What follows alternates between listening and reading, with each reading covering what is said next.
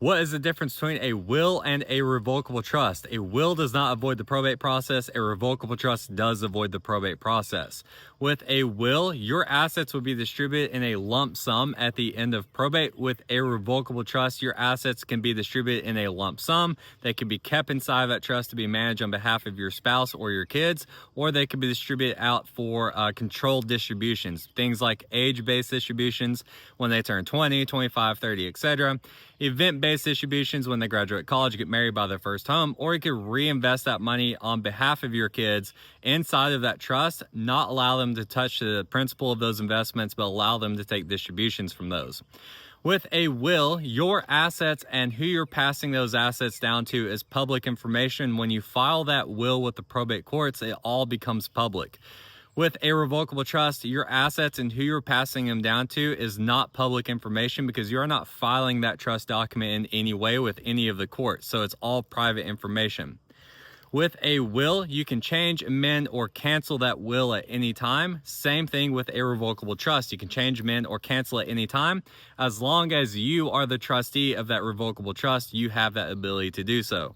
With a will, you maintain full ownership of all of your assets that are named inside of that will until you pass away. Then those assets go into your estate. With a revocable trust, the trust owns those assets now. You no longer own them because you're retitling those assets into the name of the trust.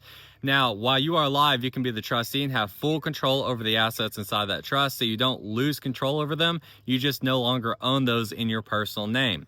With a will, you will file the assets on your personal tax returns. With a revocable trust, even though the trust owns them, you'll still file those assets on your personal tax returns.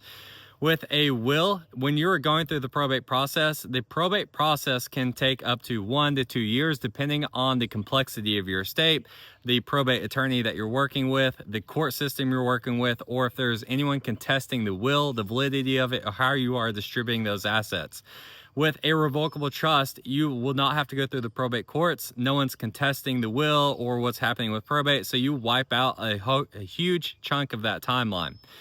With a will, if you become incapacitated, no one can help you when you become incapacitated. You have to have someone named as a power of attorney to help you if you do become incapacitated. With a revocable trust, your backup trustee can step into your role as trustee when you become incapacitated and take over the management of those assets inside the trust. That way, there's no hiccups in any payments being made, any assets being managed, or any distributions that need to be happening. If you have minor children with a will, all you can do is name a guardian of those minor children and distribute that money out to them. But when you distribute money out to minors with a will, the guardian is going to be in control of managing that money on behalf of your kids until they turn 18 years old, at which point they will receive the remainder of their inheritance at 18. So you risk them blowing the money that they have received because it's likely they're financially irresponsible at 18 years old. With a revocable trust, you can name a guardian inside of it, but you can keep the money for your minor child inside of the trust and have the trustee manage that money per the rules and guidelines and frameworks that you outline inside of that trust document for your minor child. So you can do things like take care of their basic needs, educational costs, healthcare costs, etc. through that trust via the trustee. And when they turn 18 years old, you do not have to do a lump sum distribution out to them. You could control the distributions going to them. Things like age-based distributions when they turn 20, 25, 30, etc. Event-based distributions when they graduate college, get married, buy their first home. Or you could just reinvest that money on their behalf inside of that trust. That way they're not able to actually touch the principal of those investments, but they can live off the distributions of those investments.